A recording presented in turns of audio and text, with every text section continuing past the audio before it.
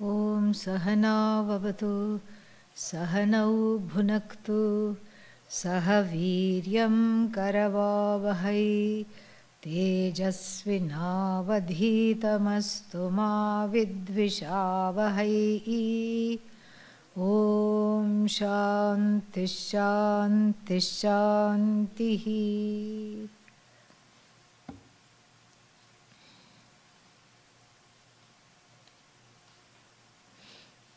Verse number 13.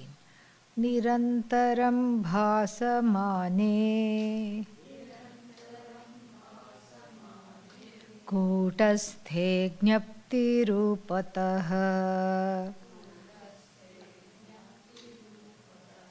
tadbhasa bhasamaneyam buddhirnrityatyanekadha.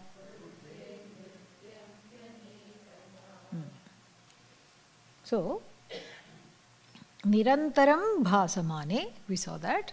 What is that? That when this Sakshi shines without a gap. And that is what we have been talking about. What is the gap? The gap is, it's like when you close your eyes, there is a gap in seeing. But with the Sakshi, there is no gap. That's why we keep saying the seer without eyelids. No gap. Alupta drik. The seer that is never absent even for a nanosecond. The ever-present seer, when the ever-present seer and who is this ever-present seer? Seer Kutastha. No longer called Sakshi. It's a nice and a very important change of epithet. So, if you keep calling it Sakshi, then it is different from Sakshya. There is a sudden duality. Sakshya means object. Sakshi means subject.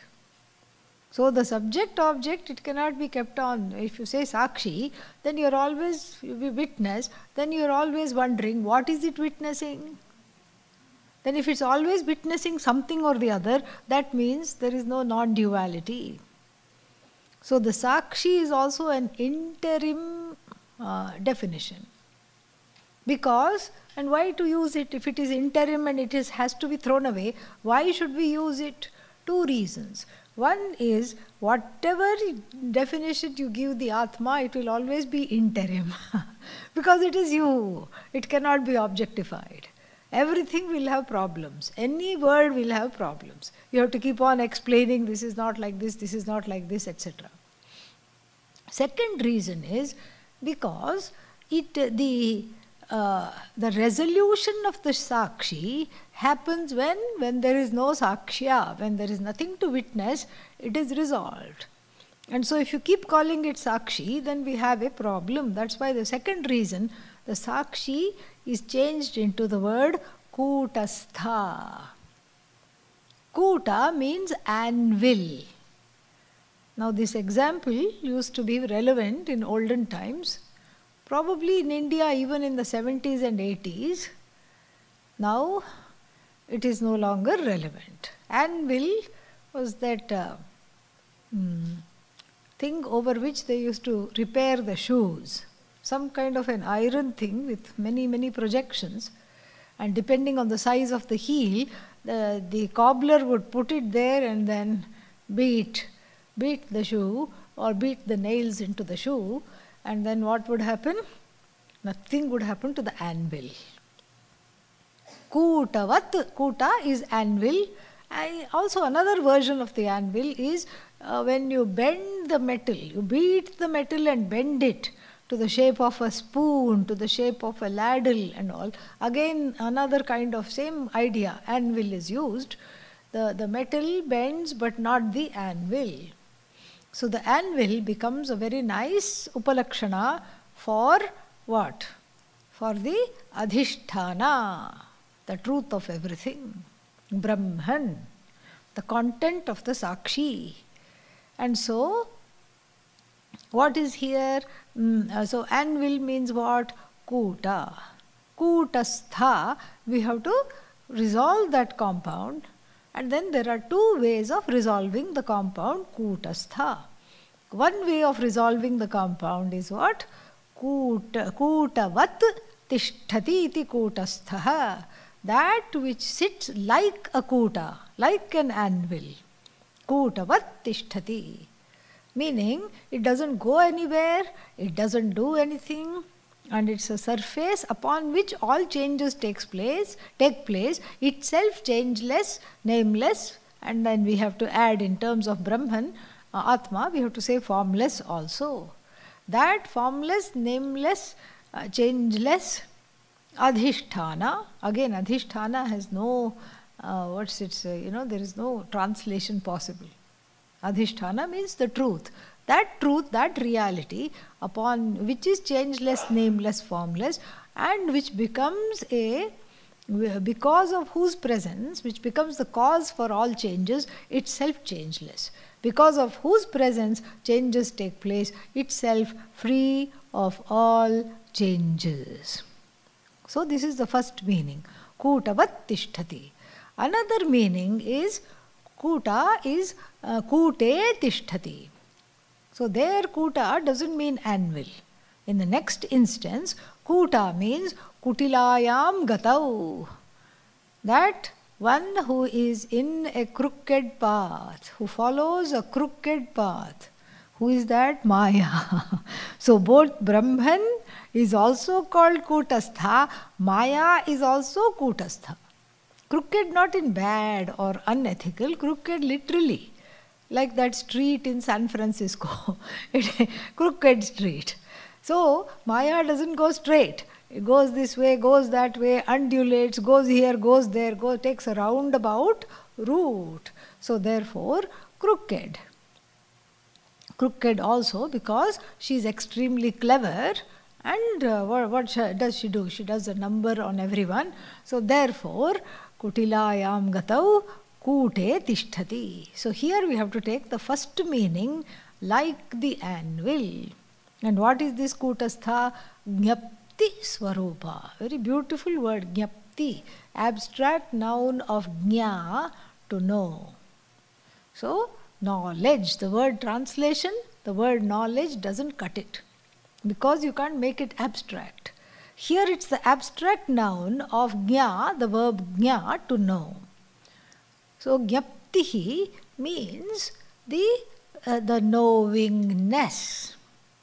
The knowingness is called Jnaptihi, not just knowledge, because knowledge means you'll say of what? Because the verb to know is a transitive verb, sakarmaka dhatu. And what is a transitive verb? That after which you ask the question, what? I eat. What do you eat? I know. What do you know? What do you know? I sit. You can't say what do you sit. What do you sit on is different. That on is not included here. Directly the verb should respond to the question what. If it does, then it is called transitive. Otherwise, what is it? Intransitive. I stand. You can't say what you stand. No. So, I know. What do you know? Immediately we say. So here, knowledge, if you say, knowledge of what? That question will come. So what do we say? We say it is Jnapti Swarupa. Jnapti Swarupa means it's just a mass of consciousness. It is a knowingness without a knower. Without anybody claiming it to be a knower, it's knowledge. Knowledge without a knower is called Jnapti. Oh, what fun is there if there is no knower? I told you yesterday the knower is knocked off in the wake of which knowledge? That is Brahmajnanam. And so therefore this is Jnapti Swarupa. And what is this Jnapti Swarupa? Nirantaram bhasamane kutasthe Jnapti rupatah tadbhasa bhasamana iyam tadbhasa bhasamana iyam buddhihi. So, illumined, lighted up in the form of this unchanging, in the light of unchanging consciousness, limitless consciousness, which is in the form of knowingness personified. What does it do? The buddhi starts to dance in many ways. Oh, so Kutastha is making the buddhi dance? No, no, no. Kutastha is not making the buddhi dance. What is Kutastha doing? Kutastha is saying, here look at the buddhi dance. It's illumining the buddhi with all its shenanigans. Ta, thai, thai, thak. It is dancing. And so, this is a very beautiful metaphor. And a wonderful metaphor that he keeps on stretching, stretching, stretching. He milks everything out of the metaphor possible. This is what Vidyaranya's beauty is. Because we can all say we'll come up with examples, not a big deal. We can all come up with examples. But usually what people do is search an example and then try to fit the whatever we are trying to say into the example. That is an amateur. And then there'll be many loose ends that are not tied. Like how, let me give you an example of a bad example. There is a myth which people give voice to every now and then, which says, why are you so fanatic and say only jnanam is the way to moksha? Supposing you think of a temple on the top of the hill. You can go walking, you can go by car, you can go rolling. There is one rolling seva.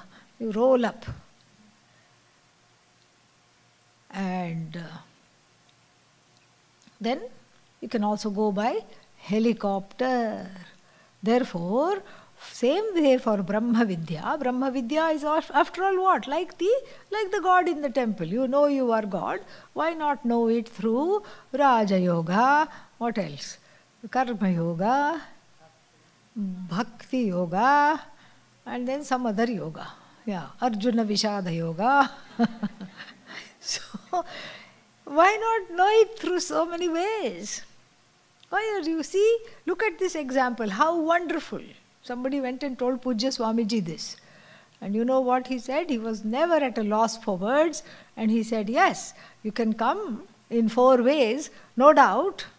But the door to the sanctum is only one. No options. Meaning you can get ready through Raja Yoga, this yoga, that yoga, etc. But ultimately you have to know. Why? Avicharena kritam bandha, avichara krito bandha, vicharena nivartate. We saw that right at the outset itself we saw that. So here, so bhasamane, so what happens is that it illumines the buddhi. It illumines the buddhi, and it's a very fine example. So how to give the example we learned from Vidyaranya. You don't think of the example first and try to fit the facts in. You look at your facts and then think of a interesting example. And in his stint as the chief minister of the Vijayanagar Empire, he might have opened many such amphitheaters, inaugurated them. As the patron of the arts, the king of Vijayanagar was very much a patron of the arts. So he would have gone with the king and inaugurated so many things. This was before he was a Swami. Afterwards also, the Vijayanagar emperors, what they would do is that they would go to his ashram and then get a pair of padukas, keep the padukas on the throne and rule from there. Kind of like what Bharata did after Rama went to the forest. And so he had a lot of experience with all this. He knew this metaphor very well, and then so he says that the Sakshi illumines the buddhi, and is the buddhi sitting in one place? No. The buddhi is dancing.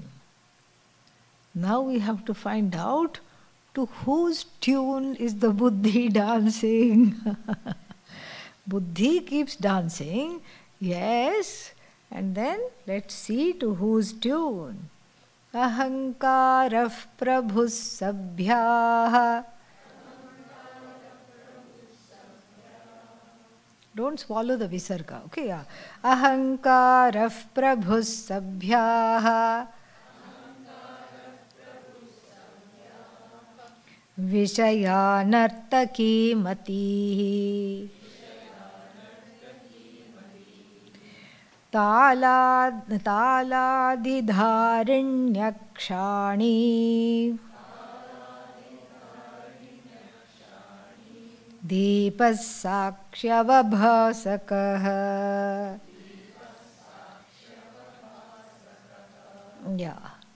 So, now he is going to unpack the metaphor blow by blow because he knows we are not clever enough to pick it up without his help.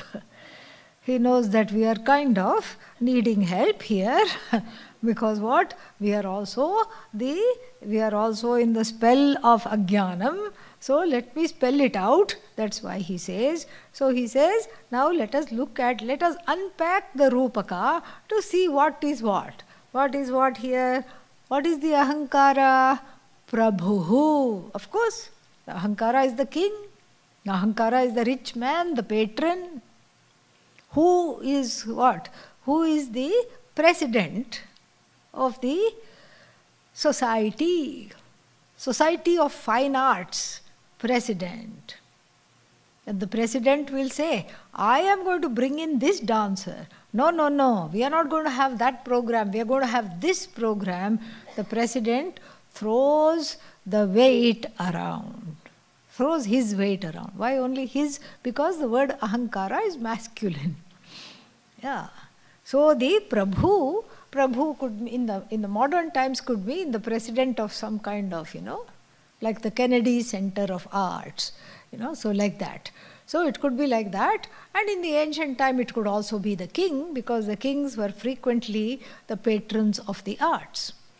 So then the Ahankara is the king. The dance hall is for whom?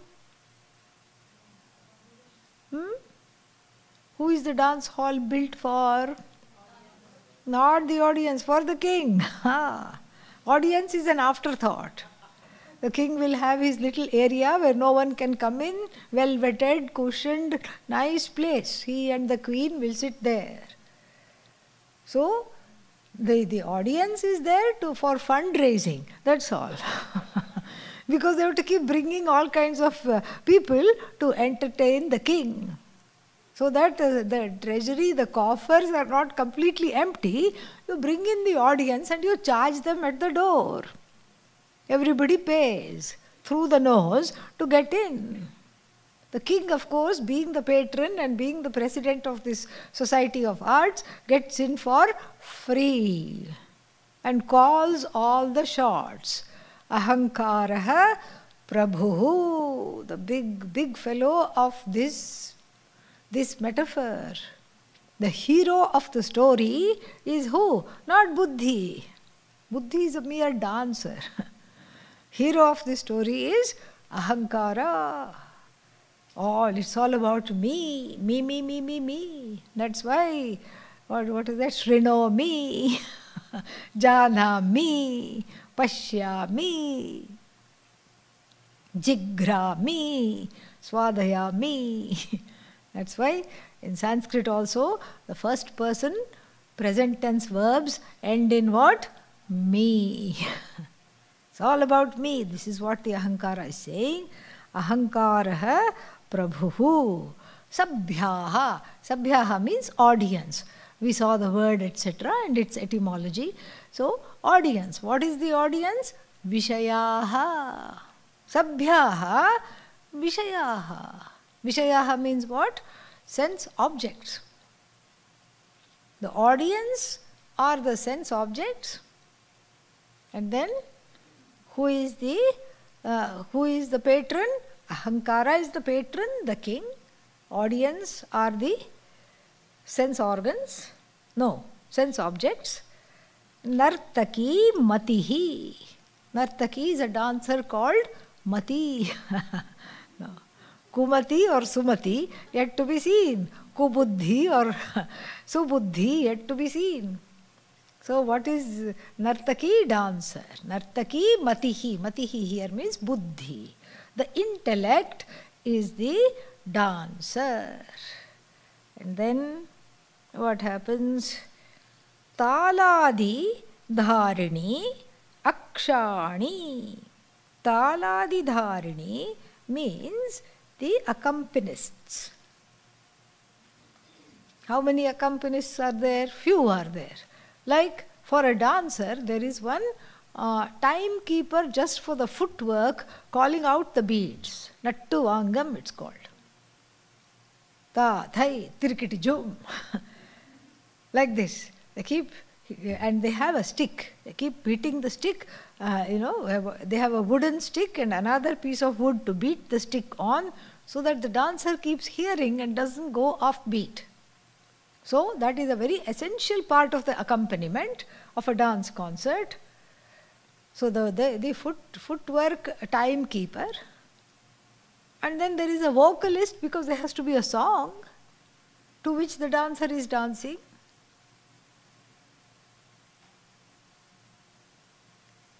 Krishna ni begane baro. Krishna, please come and visit me soon. The dancer will dance to that very beautifully. And so there has to be the timekeeper, and then there is a musician, a vocalist. Then there is a person with a pot. See, even here we cannot get away from the pot. This time it's an upturned pot. What is it called? Ghatam or mridangam.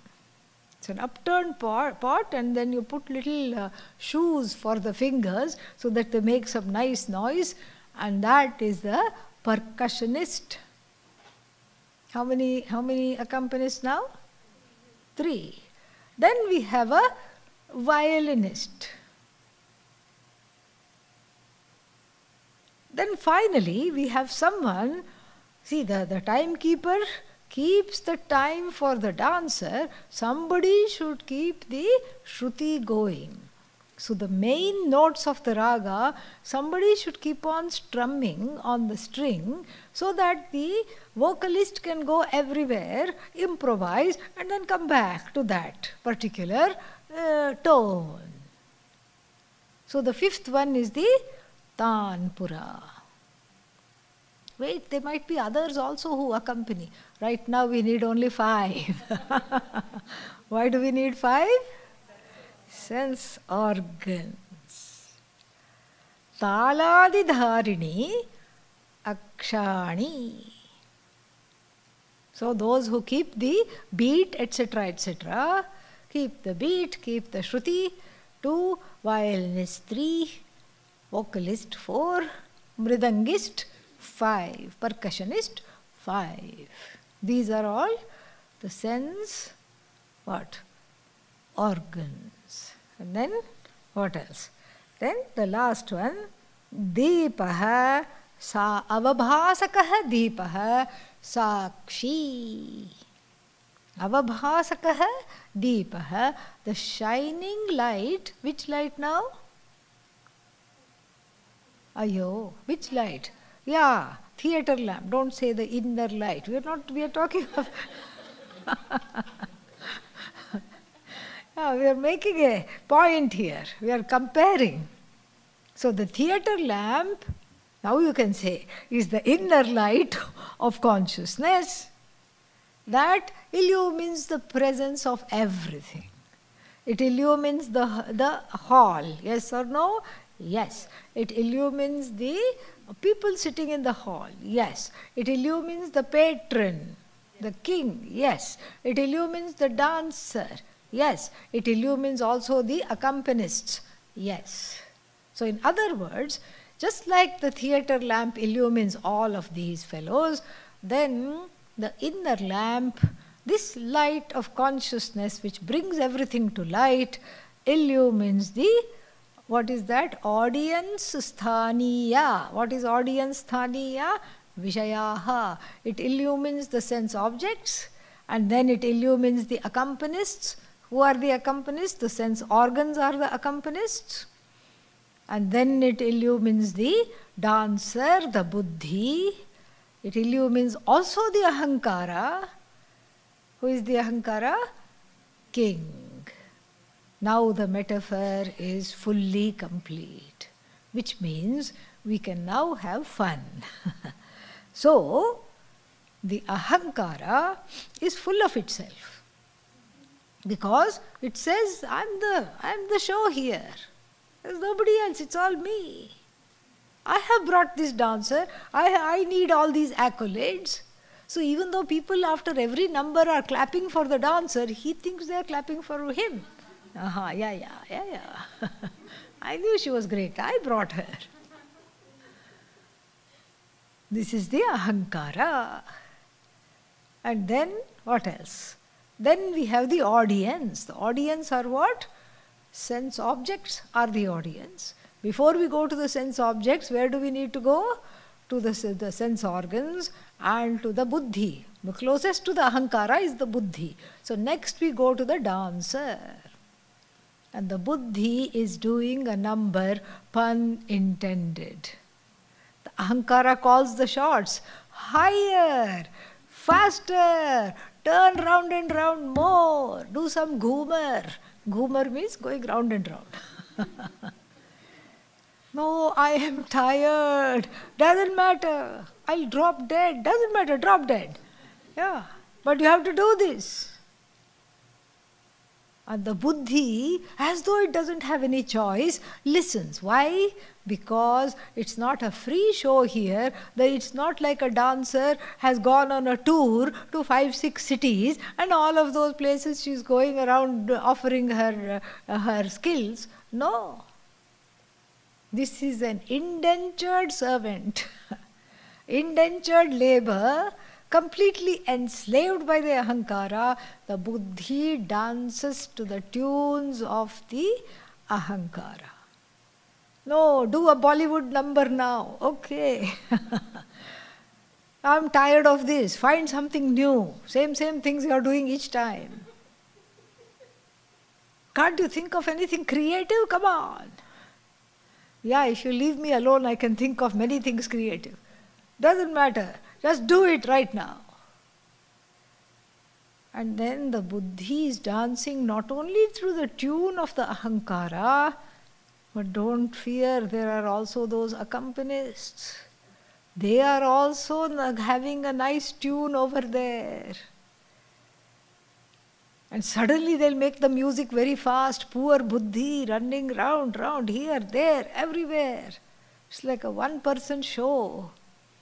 Tired of keeping the show going. Does that resonate somewhere? Yeah.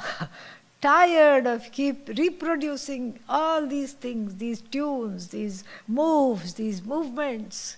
What for, the buddhi thinks? And then the accompanists strike up. They are all in cahoots with one another. They are also in cahoots with ahankara. They strike up another melody. Even though it was agreed upon that that would be the last number for this evening. No, another melody suddenly has come. Buddhi feels like it has no choice. It is dropping dead, but still it is going to do. Keeps on doing. Drops dead. Next life is born in the Nataka Mantapa. Is born right there again. And then, as soon as it can, even before it can speak, its hands are as though moving in command to the ahankara's command. Again and again and again. This is a tragedy in the dance drama hall. In fact, it shouldn't be called dance drama, it is dance trauma. Okay? Yeah, this is a sad, sad tragedy. Very sad tragedy. Then what? Then this is the sad tragedy. But what if we make it a nice Shubha Mangalam? What if we make it have a very nice ending? In this version of the story, what do we have in this version? In this version we have the ahankara is again throwing its weight around.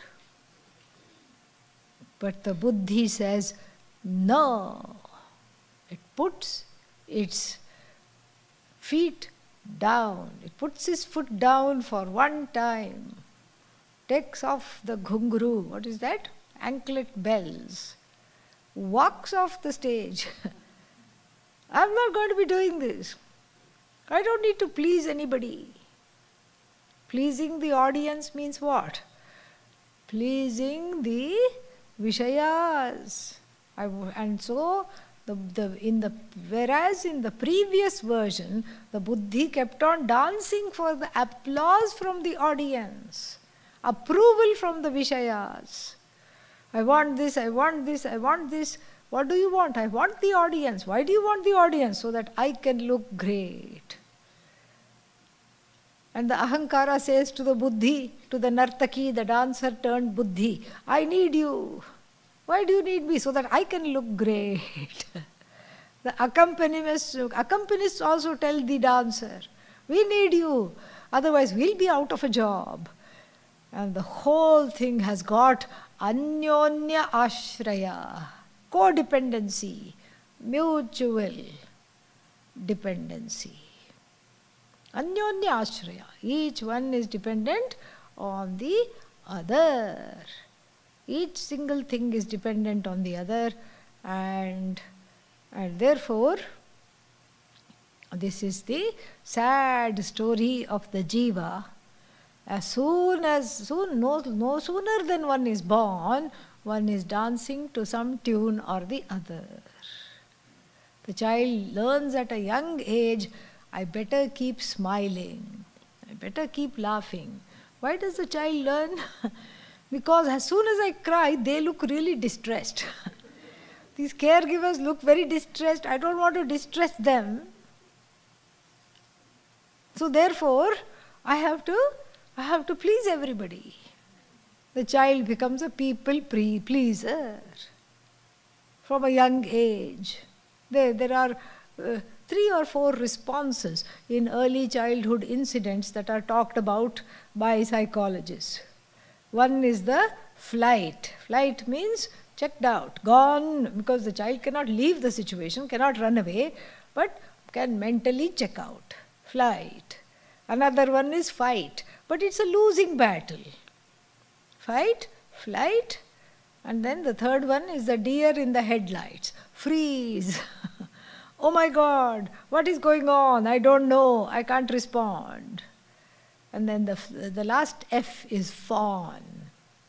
Fawn means pleasing. So like this, these are the tunes to which the Buddhi dances. The Buddhi dances to the Buddhi is very sensitive, and it dances to the tune of its environment in order to get accolades from the audience, in this case the parents, etc. Why? Because it is very small. It's a child's Buddhi. It cannot take care of itself. It is dependent on keeping them happy. So it will do anything to keep them happy, like the dancer keeping the audience in thrall, in the same way. But then, in the other scenario, where the Buddhi walks off the stage is what? Samsara. The stage is set for the stage to become samsara. The Buddhi walks off the stage and says to the Ahankara on the one hand, and says to the accompanists on the other hand. The dancer walks off the stage, says to the accompanists, who are what? Who are the sense organs, says to the patron, who is the Ahankara, I'm not going to dance to your tunes. No more. Enough. Oh, but we can't live without you. Okay, follow me. I'm not going to follow you. Where are you headed? AVG. That's what the GPS is showing. What is GPS? Guru Paduka Stotram. Yeah. So the GPS is headed to AVG. I'm going there. No, you can't go there, you will get lost. Doesn't matter. Here I'm already lost. I have lost myself here, thanks to your shenanigans and thanks to your enslavement of me. I'm not going to put up with this anymore. No, but we are all one. Don't you see? Yes, in order to see that alone I'm going. That we are all one, I need to know. So the dancer is on strike, the buddhi is on strike. Why? Because due to some purva punya, some grace working overtime, gives the buddhi, which is the jiva, the courage to walk off from this, from reproducing this oppressive samsara. This oppressive samsara of codependency, patterns, toxic relationships, dysfunctional connections. Suddenly one day somebody says, one person is enough to say, I am the one who is going to break this cycle, like in the Kathopanishad. Paranchikhani vyatrinat swayambhuhu parag pashyati nacha antaratman kaschit dhiraha atmanam aikshat avritta chakshuhu amritatvam icchan. So it's a very beautiful scenario where the whole lot of people are swimming downstream. It's easy. I don't even have to put the effort to swim. I'm just being carried by the currents. Oh, but you're going to fall in this, what is that, whirlpool. Doesn't matter. I still didn't make an effort. When we go there, we'll see. Somebody will save me. These are all last minute Raja, last minute Rani. And so there's a whole host of people swimming downstream and one person alone swimming upstream. And what does the whole society of people do? They look, they point and say, ha ha ha ha ha, what a foolish person this is. How foolish. When everybody is going the easy way, this fellow is doing the wrong thing and going weirdo. Yes. What a weirdo. In other words, in the weekend, everybody is at the flea market and this weirdo is sitting in a hall. Has to have the head examined. Not that we have not told this person. We have told this fellow, no use, don't do this. Do they listen? No. Weirdo. Absolutely weirdo. Keeps doing weird things all the time. And then here also, what a nice job they had. They had the wonderful job. They had accolades all the time. People were clapping. The king was very pleased with this person. And still the person walked away from a permanent job, a job that would last life after life. The person kicked the job in the face and walked away. So there in the Kathopanishad, same thing. Kaschit dhiraha, one person of viveka, not weirdo. Viveki, vivekin. One person of viveka it takes to change the trajectory of the sad, miserable history of the jiva, trapped jiva. One person it takes.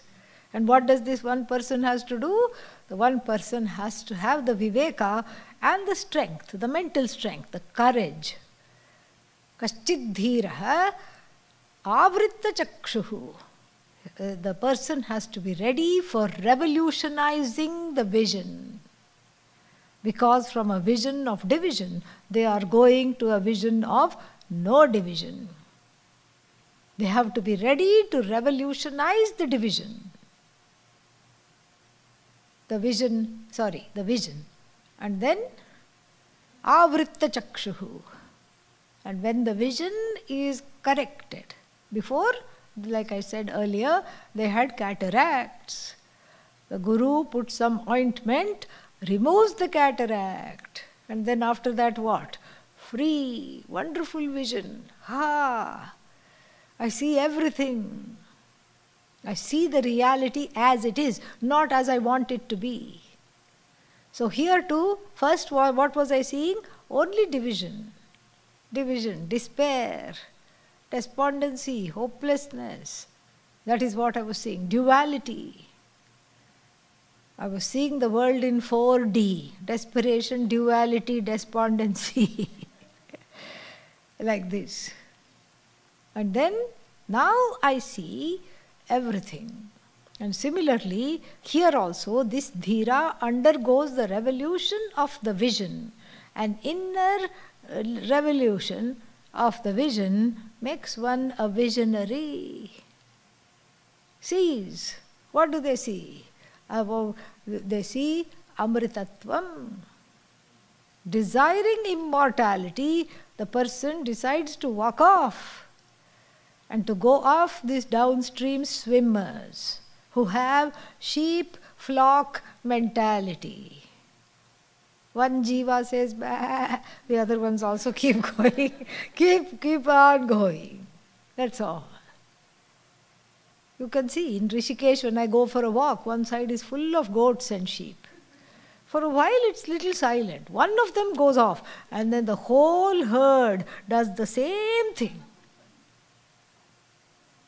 They're good at imitating. They just follow. They cannot be leaders. And here too it takes one strong buddhi. And the Kathopanishad also has a beautiful metaphor there also called Ratha Kalpana, where the buddhi's role is highlighted. Atmanam Rathinam Vidhi. Know the Atma to be the owner of the chariot. Ratha Swami. Here is the king, same thing. And in our exemplified is the Ahankara. Atmanam Rathinam Vidhi. Shariram Rathamevatu. This body is what? Ratha, chariot. Dilapidated. Maybe not in its prime. Dilapidated chariot. Creaks as it moves along. Creak, creak, squeak, squeak. Buddhim tu sarathim vidhi. Here also buddhi has a prominent role. Sarathi. Who is Sarathi? Driver. Manaha, the mind is the reins. Pragraham evacha. Indriyani hayanyahuhu. Vishayamsteshu. Gocharan. The sense organs are called horses. Why? Because they like to graze in the pasture of the sense objects. Atmendriya mano buddhihi bhokta iti ahuhu manishinaha. And this assemblage, charioteer, the chariot driver, the reins, the chariot, the owner of the chariot, and the horses, this assemblage is called what? Bhokta. Same exact thing. And the metaphor there also is very beautiful. He goes on. Yastu vijnanavan bhavati samanaskah sada shuchihi todhvanaf param apnoti yatra vishnov paramam padam. So the one who has got viveka. Vijnana here means viveka. The viveki, the one who has viveka, vijnanavan bhavati, samanaskah means mindful.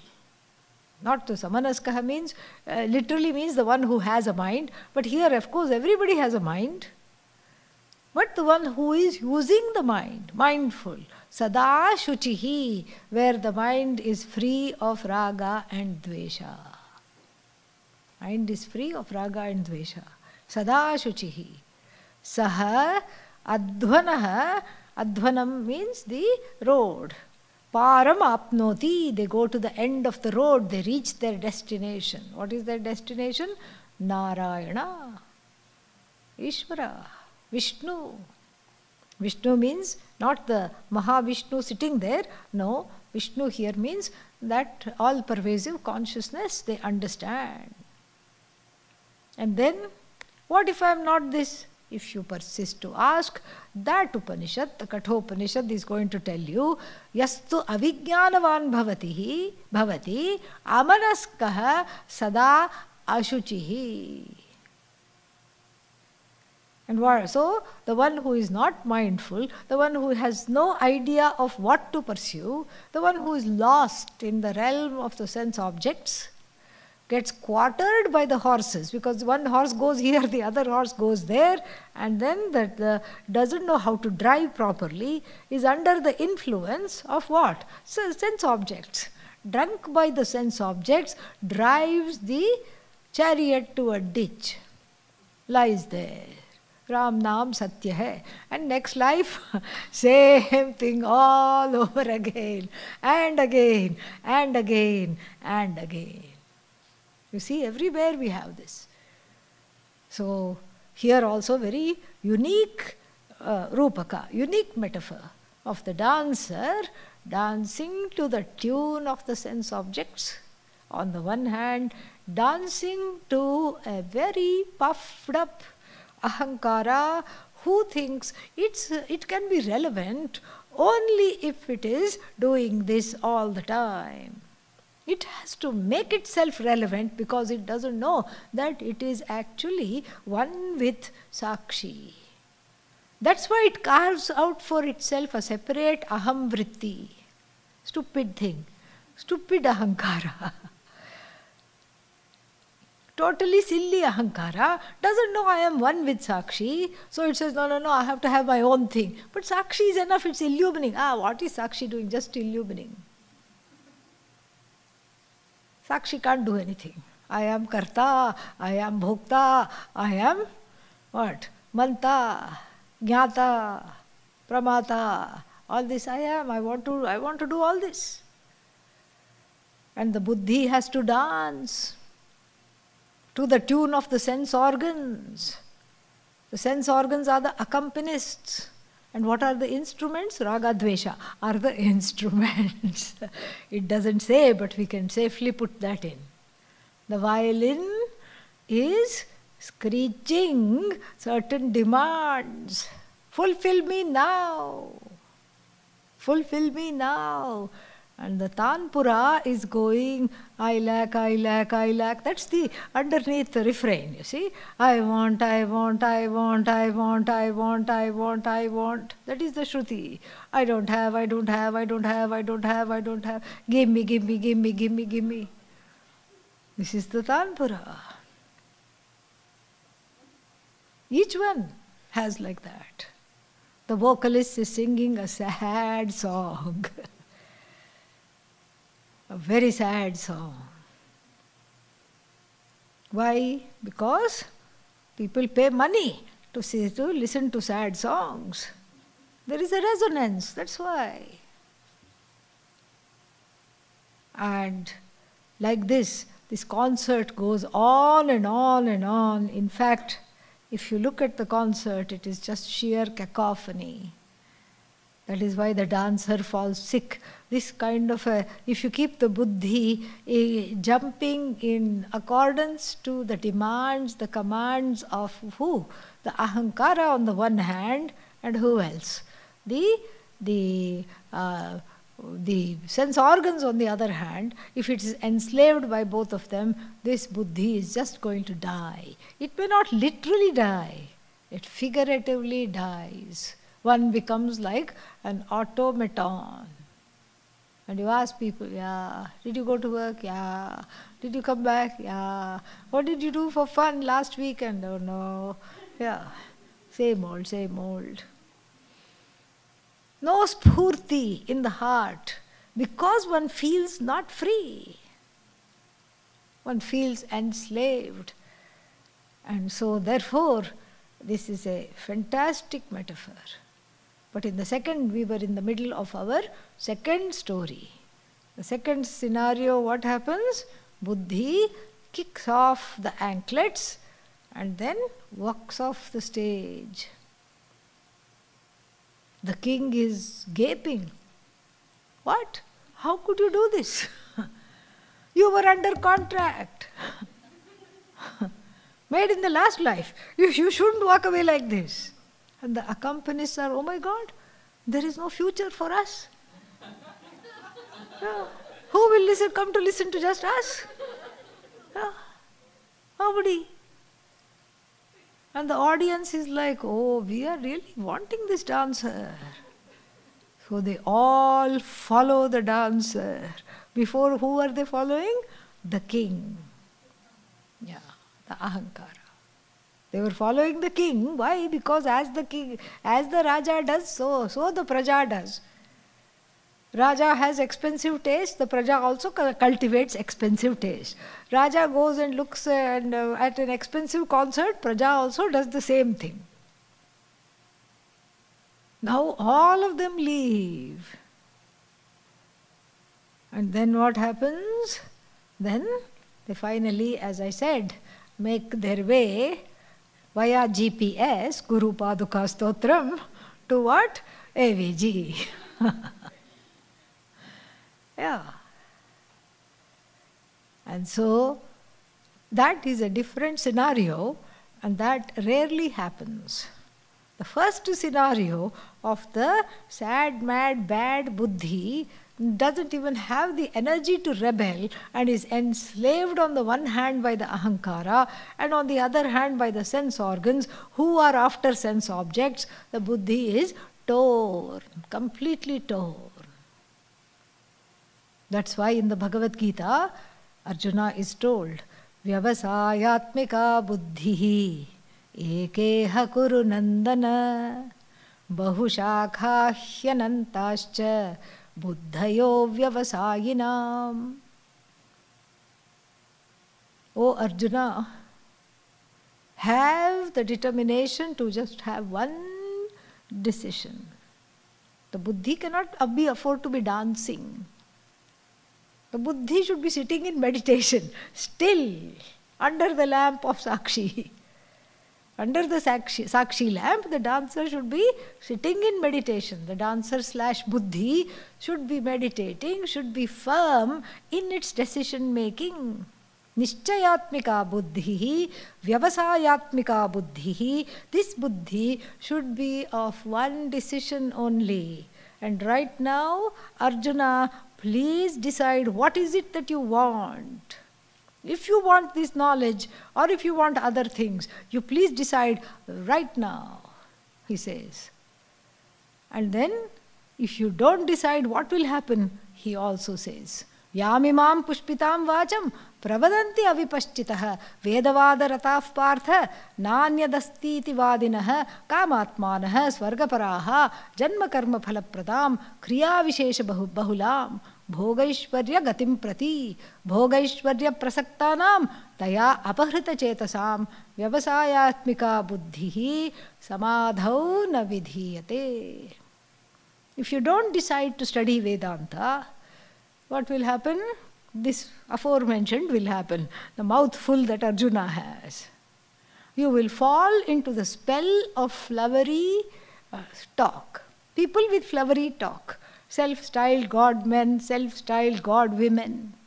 Or even the ahankara sometimes has flowery talk. Oh, let's go do this, come on. Buddhi says, okay. And then, but here, it's all these people who are not very lettered in Vedanta. They don't know V for Vedanta, but yet they spout off all kinds of things. One of them says, why you are going and sitting retreat after retreat, online classes, offline classes, what is wrong with you? I'll give you instant moksha. How? Peacock feathers. I'll just bop you on the head and you won't know what hit you. And you will never be the same again, says one person. Avipashchitaha. These are all people who are stupid. Vipashchit means knowledgeable. Avipashchit means dumbos. They are all crazy, they are all stupid. And what do they say? They say that na anya asti iti vadinaha. My way or the highway. There's nothing other than what I am telling you. You have to come into my fold. You have to become a follower. and I'll tie one thread. That will show that you are a follower.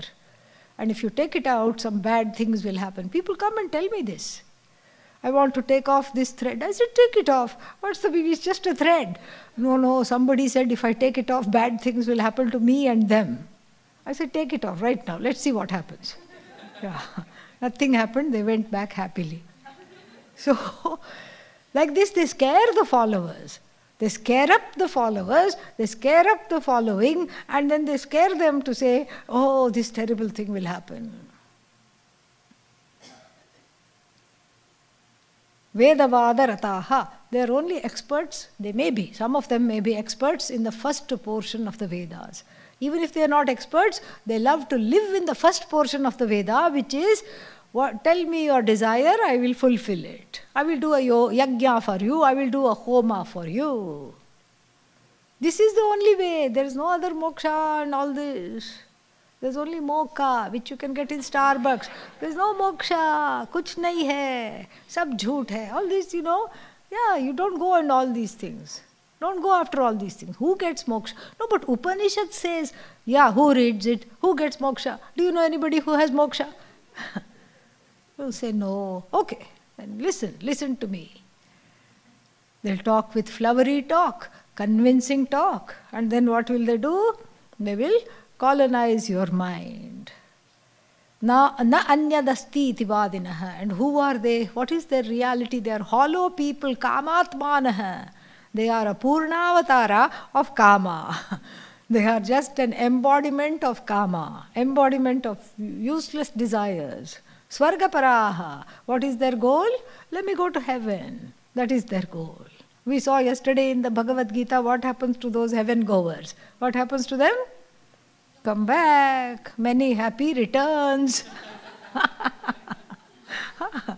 Don't wish anybody birthday like that, okay? Happy birthday, okay. Don't say many happy returns. Especially to a fellow Vedantin. Yeah. Swargaparaha. Janma karma phala pradam. So they just believe in, okay, we do this and we get this. They all want karma phala all the time. Kriya Vishesha Bahulam. They are spread very thin. They have all kinds of irons in the fire. Fingers in many pies. They are just very busy all the time. And then what is the goal? Bhoga and Aishwarya. What is Bhoga? Enjoyment. Aishwarya, power, overlordship. Ishwarasya bhava, overlordship.